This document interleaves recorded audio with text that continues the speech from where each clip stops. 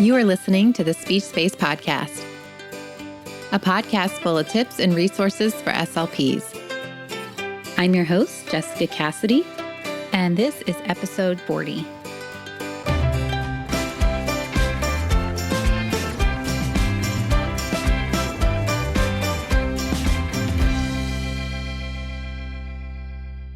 Hey everyone, today we're going to be talking about starting a private practice with special guest Nanette Cote.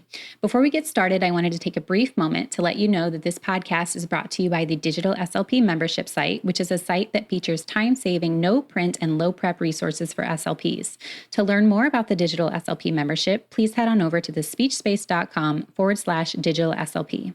I also wanted to remind you that the doors to the Digital SLP site are going to be closing on October 31st, so that if this is something that you've had your eye on or you keep meaning to check out and you just haven't had the chance, you're going to want to make sure that if you would like to sign up, that you do that before October 31st. After October 31st, the doors will close, and I'm not sure when we're going to be accepting new members again. So again, you can sign up or learn more by going to thespeechspace.com/digital SLP. So before I bring Nanette on, I just wanted to take a brief moment to tell you a little bit about her. Since 1995, Nanette Cote has provided speech and language services to a pediatric population in early intervention, school, and private practice settings. Her private speech and language practice, Naperville Therapediatrics, is located in her home office in Naperville, Illinois, where she services toddlers through middle school age students. She also works with virtual clients in California as an independent contractor for Presence Learning. In December of 2015, her innovative work with speech and language pool groups was featured in her industry's monthly magazine, The ASHA Leader. Rumor has it that an ebook of lesson plans for speech therapy at the pool is in the works. You can learn more about Nanette's life as an SLP at her blog, Speech to Me, and we will make sure that we also link to that in the show notes as well. All right, let's go ahead and bring Nanette on the show. Hi, everyone. I just wanted to give a warm welcome to our special guest, Nanette, who is joining us today to talk about starting a private practice. So welcome, Nanette. Thank you. Thank you for having me. Really excited to have you on the show. I don't know if you know this or not, but I actually am hoping to start my own private practice someday. Oh, good. Yeah. So this will be very useful to me, I'm sure, as well as all of our listeners. So could you start off by giving some background on your experience as a speech language pathologist so our users can get to know you a little bit better? Sure. Yeah. So I graduated with my master's from Northern Illinois University in 1998. So I've been at the game for a little while. Okay. A couple years before that, I did work as a speech and language assistant in a couple different school systems, and that was a great experience. Since 1998, I've been in the early intervention settings. I've worked with a severe to profound day school program, and most frequently, I probably spent time with the kindergarten to 8th grade students in various school locations. So at a certain point, I was finishing up a contract and just doing like a school year contract at the time. And I decided I wanted to start building a private caseload. So for me, I didn't want to jump into the private practice world without having some kind of foundation. So I started seeing some clients after school hours and then eventually just got too busy. So I quit my day job and went full time into private practice. Oh, wow. That's great. I think that's the way to do it too, kind of start slow and build it up. And then when you're ready to, kind of jump in, just do it. Yeah. Yeah, and it's worked out so far. I'm going 5 years strong, and I haven't looked back. So I haven't needed to go back into the school system or transition back to working for a company other than doing some independent contracting. And I'm fortunate because my husband's work has always carried our insurance. So that's been a major benefit for me too, because I cannot even imagine the cost that it would require for me to have my own health insurance under private practice. Right. That's a good point. Now, what are some of the perks of being your own boss or working for yourself? Oh gosh, I don't even know where to begin with that. So many. So I like that, I have a home office, so I don't have really any overhead. I can schedule clients so that they come in every 40, 45 minutes. And then in between sessions, I block off about 20, 30 minutes to have the next family come in. I like that I can cater my sessions, really, really individualize things because I work one-on-one with all the kids that come to see me. And I can dedicate my time because I don't have a caseload of 70 or 80 kids. I've got, under 20 that I'm seeing in my home office, and then we'll get into my telepractice work later, but it feels manageable and I don't feel like I'm burnt out. And I look at all the social media going on right now about therapists getting back to their school job. And while I loved working in the schools, I just feel their pain for scheduling and management and coordinating, and it's a lot. So Mm-hmm. I think that's one of the biggest perks, that I really just make things work from my own schedule. I don't have to worry about, oh, I need to get back and pick up my son because he's out of school at this time, but I still need to be in work. So all those days are gone. And that makes part of private practice just so much easier as a mom, too. Yes, absolutely. Definitely. Great to have that flexibility as a mom. Yeah. Yeah. So, say someone wants to start a private practice, where do they start? So for me, I can speak from my own experience, and this may not be the best fit for everyone. But like I said, starting in my home office, so I didn't have any overhead. I don't have to think about parking expenses and clearing lots when the weather is bad. I live out in Illinois, so we have some snowy times here. Okay. That's been a good fit. The downfall is it's my home. So, I try to keep kids from roaming too much in my personal space and get them to the door right down to the hallway to my office, and try to keep my home life as private as I can and separate as I can from the business aspect. That also requires being a landscaper because I don't want people Mm-hmm. coming to my front door and things are a mess outside. So I'm constantly trying to manage out there as well. But I feel like the way I went about it would be the way I would repeat if I had to go back and do everything all over again. I like the security of working with a company or having just that day job, like I said, and then slowly picking up clients after school hours. Like I also mentioned too, it got busy when I got into network with several different insurance companies, when we might talk about this a little later on. Mm-hmm. But I had to make so many calls for different, denials, and I was still figuring things out there. And it just became too much to balance both of those jobs. So, Mm-hmm. um, as far as like where to start with getting clients, it's really word of mouth for me. And I've done the whole go to PTA fairs. I've done the booth thing at local moms club, and I have never picked up a client from any of those avenues. Really? It got me out there. It got my name out there. But all of my clients, and I honestly don't have a time where I say, oh gosh, I'm so bored, I don't have enough to do. It's Mm-hmm. constant. Even as I'm graduating kids, I've got 5 more at the door ready to come in, and it all just works out really well. I don't know how I've been getting away with it for 5 years like that. But word of mouth has been my biggest win when it comes to continuing the caseload. And part of what I do is, when I have a family graduate or move and they're no longer going to continue services with me, I ask them if they wouldn't mind friend requesting on Facebook and different social media sites, because Mm-hmm. I also joined, or, for most of them, you have to ask permission, but I joined many of the local moms groups. So from time to time, especially at the beginning of the summer and now at the beginning of the school year, other moms in my area will post that they're looking for a speech pathologist and they're wondering if anybody has a recommendation.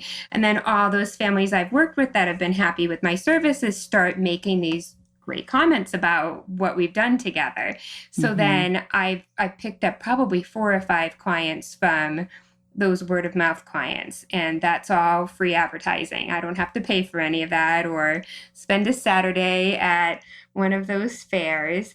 And a couple of other things that I've done to build the caseload have been to seek out some local preschools. Private preschools work a little bit easier than those national ones where you can see on every corner there's, for here, there's Mm-hmm. like a cornerstone on every corner. But what I did was I went to those private ones and asked them if they would like some free preschool screenings. And typically, those preschool directors want them done at the beginning of a school year because they want their kids identified if they need services as soon as possible.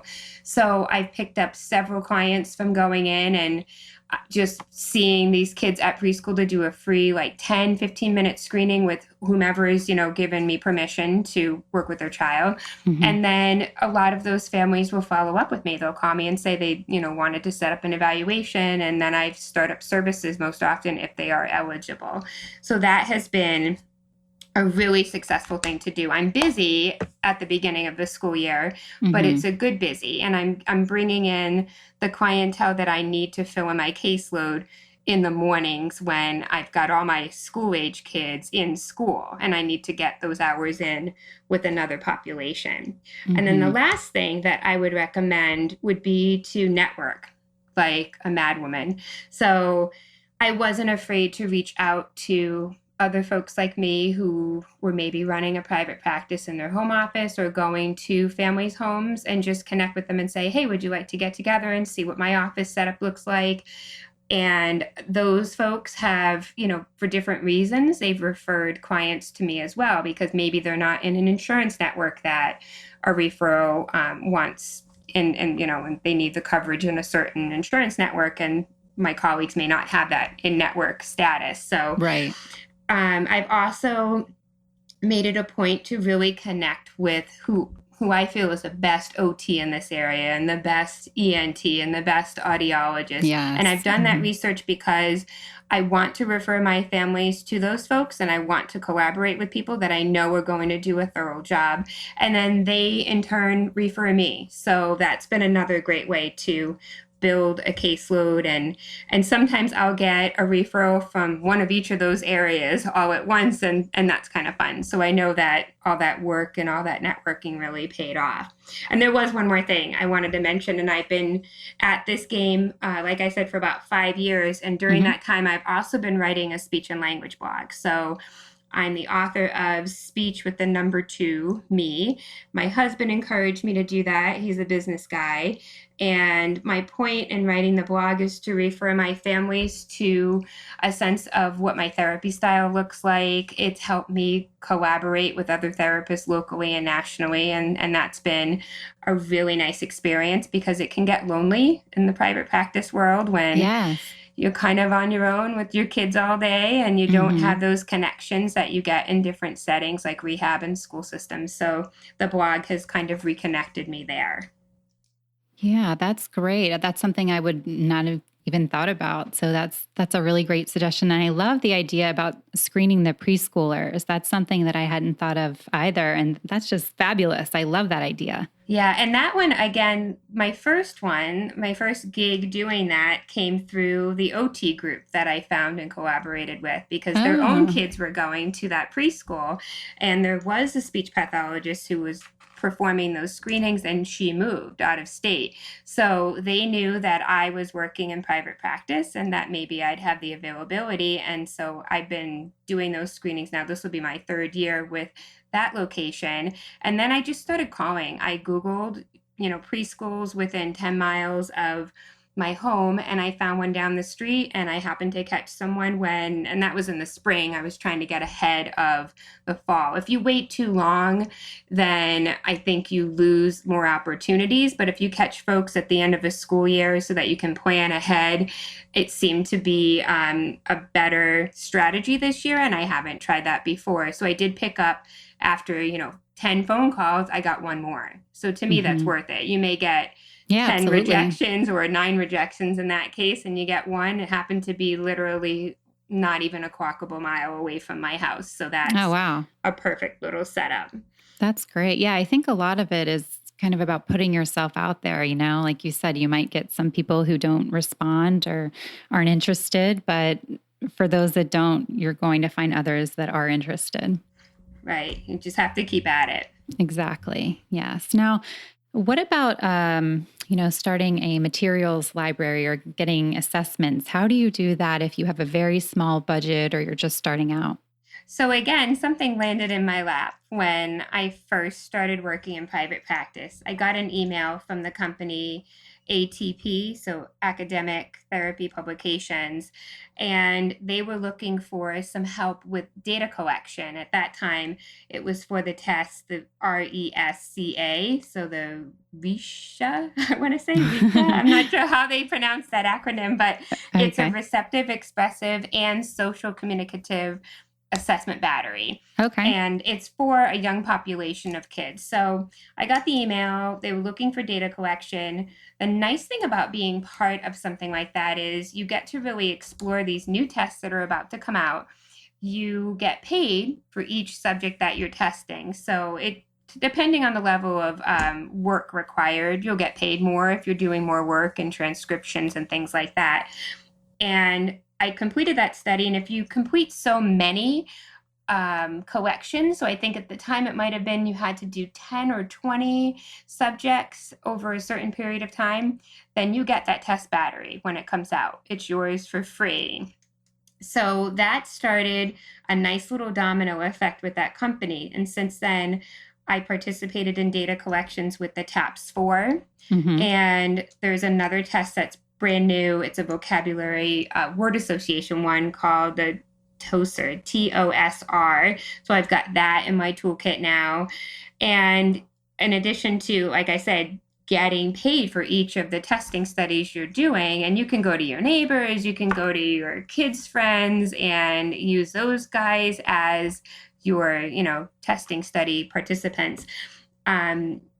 I also got all of those test batteries for free. So not that, having said that, it's not like everything's free. So when I was venturing out to doing those preschool screenings, I reached out to colleagues and asked, what do you guys love for preschool screenings? And a number of people had recommended a Fluharty. So I made that purchase. It's a couple $100, but I figured, okay, I have to make this purchase now. I'm doing free screenings, but then I'll get these kids to come in for an evaluation. And after 2 or 3 evals, the test has been paid for. Mm-hmm. So that was worth the budget. And I also splurged a little bit and bought the self preschool, because then I'd have these preschool kids coming in for testing. And I didn't have a great language assessment for that age group. So I did purchase those 2 when I got into the preschool screening. But it's not like I had to have all of these at once. And to be honest, when I first started, the only test battery that I had was the owls. Okay. And that one I think is still somewhere on my shelf and it's expired. But I've also found that I very seldomly need to give tests, because a lot of my kids are coming from a school setting and they've already been through much of their testing. So a few of these, other than, I'd say the self preschool is one I've used quite a bit. I haven't broken open my TAPS 4 yet, and I've given probably that receptive, expressive, social one to about 5 kids since I got it 2 or 3 years ago. So I don't know that you need to have all those assessments on your shelf ready to go, but I would find something that captures, like the owls is a wide age range in there. So I think you can give it to somebody as young as 3 or 4, all the way up to like 50 or 60 years old. So I knew that that would be a good way to start. If I needed to give some kind of evaluation, then I could reach out to a bigger population if I went with the owls. And then as far as materials, I use what I have. And, I have a son who's soon to be 13, but I still have many of his toys from the toddler years, and some are my personal favorites through early intervention years. So I just kept all of those things. I'm a thrift shop girl, so I'll go from time to time to check out different thrift shops for more books or library sales. Sometimes libraries will have a nice collection on sale for $1 or something. And I'm a TPT shopper, so I turn to my very talented colleagues that have materials out there. I like to shop their sales. If I need something specific in the way of fluency, I usually look there first before I start buying different programs and books. And I find that I end up, not using as many of those books, but I use those TPT materials more than anything else. So those have been a great investment. And then for my sensory bins, I like the Dollar Tree. So I can go in there and buy different fills that are seasonal to go along with different activities that I do in my sessions. And I can keep things sanitary. I can throw those out. And I don't feel bad about throwing out that fill that cost me $1 That's true. because kids were sneezing all over the place or whatnot. Hmm. So that's been a good way to keep things, lively for the kids too and functional because we're doing a lot of those seasonal crafts and using the sensory bins. So the Dollar Tree is my go-to place for those kinds of things. Yes, love the Dollar Tree. Could you talk a little bit about insurance versus private pay? I know that you had mentioned in the beginning that you do accept insurance. Could you talk a little bit about why you chose to accept insurance? So I did a little research first, and I think, again, this came from my husband because he's the business guy. So he suggested, to look around first at your location, your area. So I never mentioned that when I first got into private practice, we had just moved to Illinois from Massachusetts. I've been in this area a few times for school and such, but we got relocated for my husband's job. So after about a year, it's when I started to think about getting into private practice. He had me calling just those local clinics to see, or going online too. Most of them will post online what insurance networks they accept or what insurances they accept. So here's the thing. There's a difference between when you call someone and you ask them what insurance they accept and who they're in network with. So those can be two different things. And I didn't know a lot of this when I first started out, but if you're in network, it means you've, sweat, bled, and cried over applications and gotten those in, and you're now in network. And I felt as though when I started out, I applied for 4 different networks because all of these areas, all of my competition around me are taking insurance.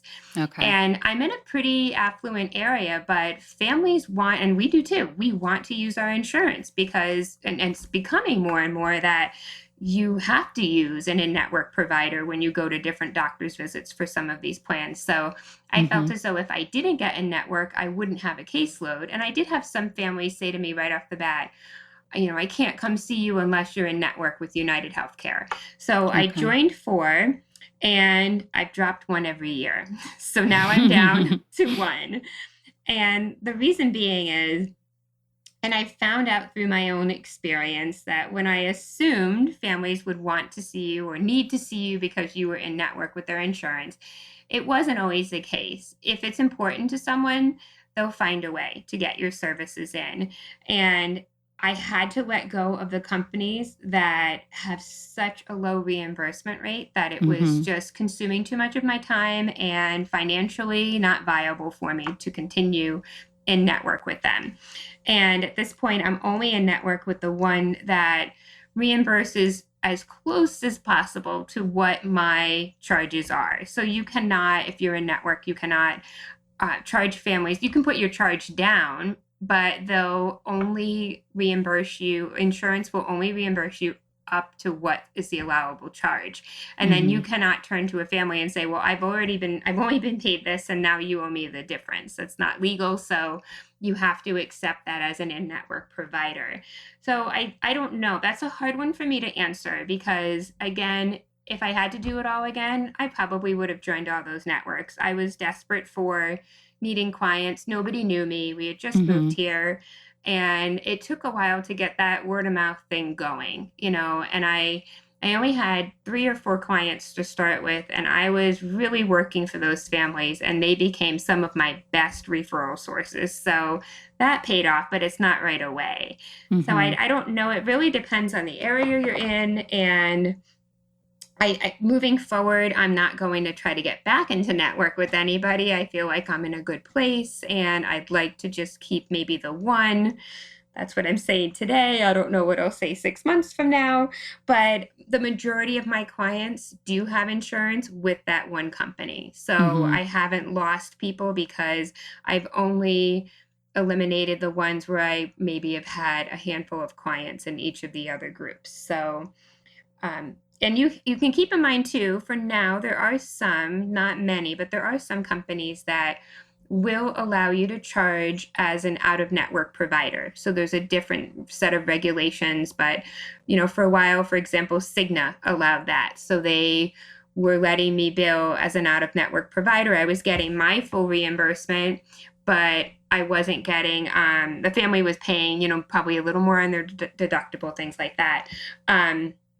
Now Cigna will most often tell my local families that they won't cover out of network because they have enough in-network providers in this area. Okay. So that's the tricky thing. And you can try to do a little research on that end to find out, like I know Blue Cross right now is saying that it's my personal insurance one, and we are no longer covered for out-of-network providers. So we have to see Blue Cross providers if we want to use our insurance. But that's an option. So there may be some insurance companies that you don't have to run into network status with because you might be able to bill as an out-of-network provider for them. So it just takes a little research on that end. Yeah. Now, do you think that there ever might be a situation where it would be realistic for someone starting off to only take private pay? It could be. I've heard of people doing that. I've got colleagues that I've met through blogging that do just that. And again, I think it gets back to what your area is like, what your location's like, if people are willing to do that. My big fear again was that I saw all the competition around me Right. who have great reputations too. Right. It's not like I was really competing against these longstanding groups. I think the only thing that separates me from those practices is, again, you get like a very relaxed setting when you're coming into someone's home office. You get my private attention. I'm not ever going to assign a family to another therapist because it's just me. So I think people like that continuity of care, so I can use that as my leverage. But if you're thinking about branching out and getting into a clinical setting, it depends on what your preferences. But if I were to move into a site where I was looking to hire other therapists and be in a clinic, I don't think I would have much of a choice in my area. I think I would have to be a network with at least a couple different companies. So being in the home office, I have the luxury of saying, nope, I don't want to be in that one anymore. So, and it's not easy to get out either. It takes it takes about 90 days, and that's 90 days from when they process. So it could take 3-4 months to get out of network. So it's still something that takes a while to get through. Okay. And I noticed the way I was phrasing it maybe was incorrect. So I should be asking if you're in network versus accepting insurance. Is that right? Right. Yeah. I would make sure that you understand the difference there before you make those calls to find out. And again, it's a matter of, like I said, some insurance companies will accept out of network claims, but from a provider, but others won't. So if you go to a website and the ABC Speech Group has a list of insurances that they accept, I'm doing little air quotes, that means that maybe they're billing out of network for some of those. It doesn't mean they're in network. So if you make a call to that office and ask them, are you in network with Cigna or are you in network with Aetna, then you'll get a better sense of which ones, they're in network with that way. Right. And that is important because the coverage amounts are usually very different for in-network versus out-of-network. So, and their deductibles are different. So it's usually a higher deductible for the family. And then the percentage covered is very different between in-network and out-of-network. But for some of my families, they've said, as long as they're still taking out-of-network, we'll do it. We'll stick with you and we'll use it for the out-of-network coverage, but it's not great. Okay. Now, I know you touched on this a little bit before, but how do you stay connected with other SLPs when you're working solo day to day? So a couple of things I've done. Again, at the beginning of a school year, I encourage the families that I work with to sign releases with their schools so that I can communicate with the school speech pathologist. And I try to attend where I can, and it's not every year, but especially for my very involved clients or brand new clients, I try to attend the annual IEP meeting. And that helps me kind of get the face-to-face contact with the team. If I've already reached out to those speech paths and we've connected through email, then they usually include me in goal writing, or they'll come up with some goals and they'll email me, and then we'll kind of collaborate together via email so that when we come to the meeting, I've even had a chance to help write some of the goals for the kids that we mutually share. I've also been invited, or not always invited. If I have a client that is going through some kind of assessment for AAC, I've been invited to go to those meetings by the family. So families can invite anybody they really want to those types of meetings. So I've been fortunate to get to those. And not only that, in our district, they provide free trainings for many devices. So I've gone and even received continuing ed hours from learning how to use the Nova Chat and Accent and things like that. So again, I'm running into those same speech paths that I saw at the meetings, or we've connected through emails. I think I mentioned before, write a blog. That's really helped me connect with some of my friends that I've never met face to face, and we're kind of getting excited with ASHA coming up in Boston this year that maybe we'll be able to meet more folks that I've only known virtually. I've joined some Facebook groups, and they can be a little time consuming once you get into different discussions, but it's still been another way to, if I'm looking for materials, especially. So if I have a client that I'm starting with and I want some fresh ideas for fluency, I'll go to one of the Facebook groups that I'm in as a blogger, and I think it's something like SLP bloggers and TPT sellers. So I'll go into that group and say, does anybody have a good resource for fluency? And I ended up finding some great things that way. And then the last thing, like I mentioned before, was invite those folks around you to come visit your home office or come see your space or take them out for coffee. I think we initially might feel like everybody's your competition and you should be careful about what you let people in on and don't share too much. Or maybe that's East Coast mentality because that's where I grew up. But Midwest has been very different, and it's always been very open door. Everybody really just wants to help each other out. And again, I never thought going into it, if I befriended those other, SLPs in private practice, that they would be referring people to me. I've even noticed, going back to when I said I have those former clients friend me on Facebook. And then if they make a comment, if another family is looking for a speech therapist, I've even gone into those threads and found other people commenting if they have a private practice after school hours or whatever. I've messaged them and said, hey, welcome to the area. I work on this side of Naperville. And recently, that was last November when I reached out to one person. And a week ago, she sent me an email and she said, hey, are you taking new clients? I'm full, and this family really wants somebody in network with Blue Cross.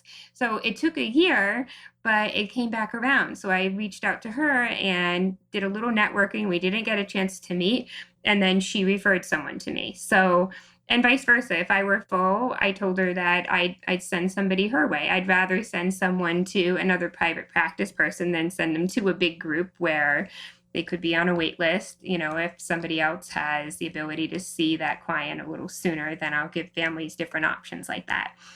So I think those have been the ones that have paid off most for me. It keeps me in touch with folks in the community, and especially the school system. I think it's really important to stay connected and help families understand that bridge between what happens in the clinic space and what's going on in the school space. And I've gotten a lot of great ideas from going into the school setting and sitting in those meetings, and great advice for, things that I can do in the private practice world that will help the kids that we're working with. So it's helped me not feel so lonely here. Yeah, those are some great tips. I think the online world kind of changes everything. Yes. I imagine that 20 years ago, it was probably very different if you were a solo practitioner. Definitely. Yeah. One last thing that I wanted to touch on before we wrap up is that I was looking on your blog and I saw a post about using Alexa in private practice. And I wanted to see if you could talk about that a little bit for our listeners. Okay. So for right now, and probably more so in the last couple of weeks, I tend to set an alarm so that I know when the end of my session is coming near. So I don't like to wear a watch. I don't like to keep looking down at my watch during a session, but I'll set an alarm, and I don't want to say her name because then she's in the room here. She'll start talking to me in the background. And I'll end up being the person that will tell her that it's time to turn the alarm off. Well, I've got even my 2-year-olds now saying it. So they hear the alarm going off and they're learning to pause because you need to pause or she doesn't pay attention. She keeps sounding the alarm. So you have to say Mm-hmm. her name and then you have to say the command. And I also use it when, for example, I have a kid that's thrown herself on the ground and she needs that break desperately because I asked her to put a sticker on a paper and it's just too much to handle. So she's on the ground and she's losing it and apparently she needs a break. So I will tell my device to set a timer for 1 minute. Okay, you have 1 minute and then we're going to get back to work. So take that break and then they hear it and it's worked. Those kids get back up, they've regrouped Mm-hmm. themselves, they just needed that little break. And I've even used devices. So my nonverbal kids have either typed the name or I say the name, and then they go to the core word list and they type the command in or they hit the button for off. So that works. It still shuts the timer and transitions off, and they get a huge kick out of that because it's so rewarding to use your device to make that happen. Right. Um, we have dance breaks. I'm a dancer. So I have linked my account to Pandora and I put some kids' channels on there, like Wheels on the Bus and things like that. Oh, So that's such a great idea. you I have a love little it. dance break in there. Now, you don't always get what you want. So if a kid really wants to hear this song, it's my Pandora. It may not have Wheels on the Bus. It may start Mm-hmm. with something like Mary Had a Little Lamb or something, but they get over it pretty quickly. And because I knew ahead of time what we would be talking about and your interest in Alexa, I wrote a blog post this week and I did it in preparation for this podcast. So I researched a bunch of different ways. I just went into Amazon and I looked up all the popular and new and back to school applications you can use with mine's the dot, so I have a dot, Okay. and I reviewed 7 of them. So if you go to my blog, it's the top post right now, and the Okay. title of it is 7 ways to use her in preparation for this podcast. So the ones that I review are some that I've heard of, some that I've never heard of, but I played around with Tricky Genie and I love that one. So much fun. It's a great little activity for problem solving. Probably higher level elementary age kids could use that one. Okay. You can play heads up on it too, so that's a fun one. I found an animal game. So you think of an animal and then she asks you yes no questions about it and then you wait to see if she can guess the animal you're thinking of. And I was just maybe a little too excited that she guessed like 3 of the animals that I thought of. So Yeah, that's I was amazed by that. amazing. So working on descriptive vocabulary, things of that nature. And if your kids need help, then you can have those things written out in front of you. You can put your Venn diagram about, you can do a graphic organizer to help them know what questions they should be asking or give them the supports like you need. I've also found the game Guess My Name. That one's kind of tricky. I found a Would You Rather, and they've got a Harry Potter version in there. So we're big Oh, Harry Potter fun. fans here, and they keep all the language Harry Potter friendly. So they'll talk a little bit about the question, and then they'll make some kind of commentary that has to do with something from Harry Potter, or some kind of reference to it. And then the other one that I talk about in the review is Vocab Builder.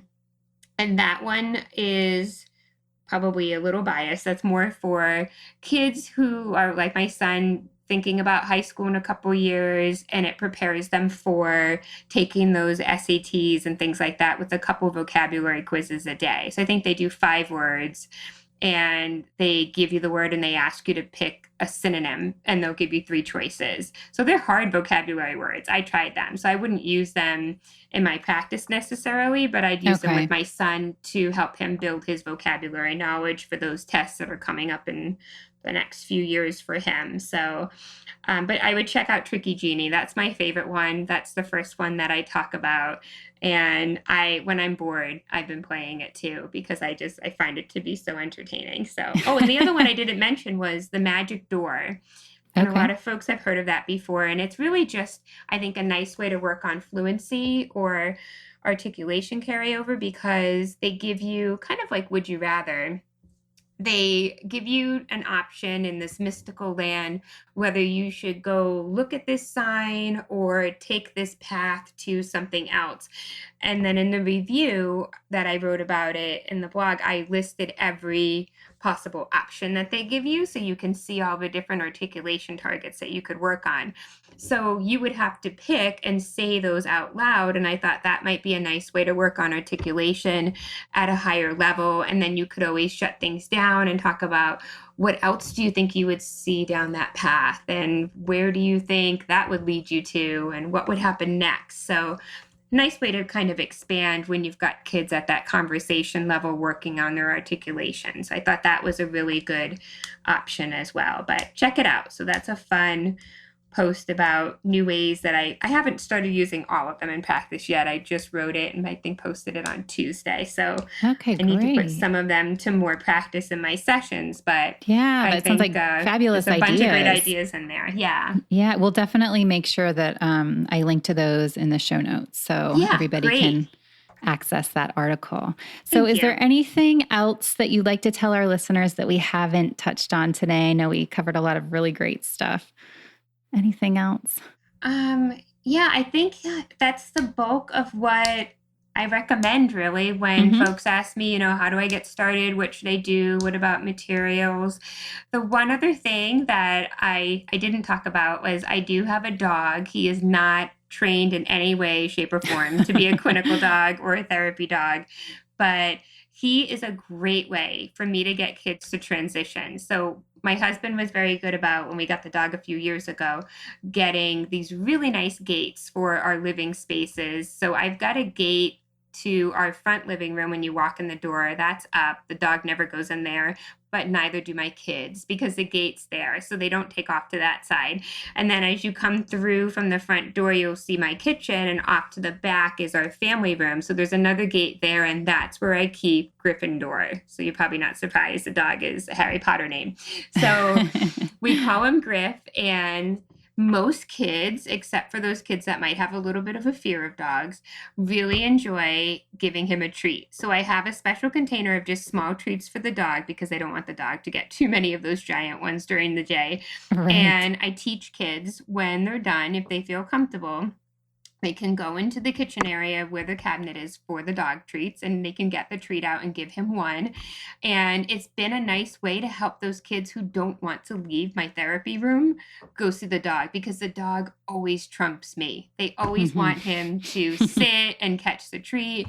And most of them don't even hand him the treat. They toss it up in the air and he'll catch it, or they'll throw it, or they'll ask him to sit, and it's a nice way to get those kids that are kind of quiet to tell the dog to be quiet. If they come into the session and the dog's yelling, they can just yell over hello to him or hi. But the dog is so trained. He knows when he hears my office door open that he's going to get his treat. So he's usually sitting right at the gate ready for his reward. But that's been a nice way to help those kids that really struggle with transition. And I find that a lot of them, whether they're preschool or school age, they just have a hard time with no matter what you do. If you've got your picture schedule up for your session, or you've got the alarm going off telling them it's the end, they still don't want to stop playing. For the most part, they like to stay, they like to continue, they don't want to end their free play opportunities if we're on that. And so having the dog has really helped quite a bit. And for safety purposes for both of them, I like to keep him on the other side of the gate. I know he won't jump it, but it's a good way for them to work on greetings too, because they'll always say hi and bye to that dog. And that's been a success for a lot of my kids working on their social skills too.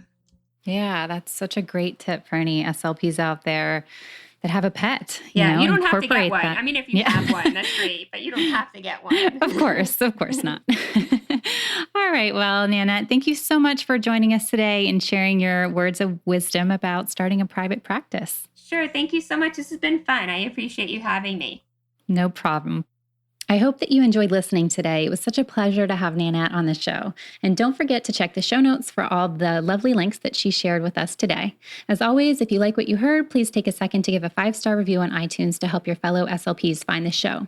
I also wanted to remind you to head on over to thespeechspace.com/digital SLP if you wanted to sign up or learn more. And don't forget that the doors to the membership close this month on October 31st. Okay, so that is it for today. I thank you for tuning in and hope that you have a wonderful week.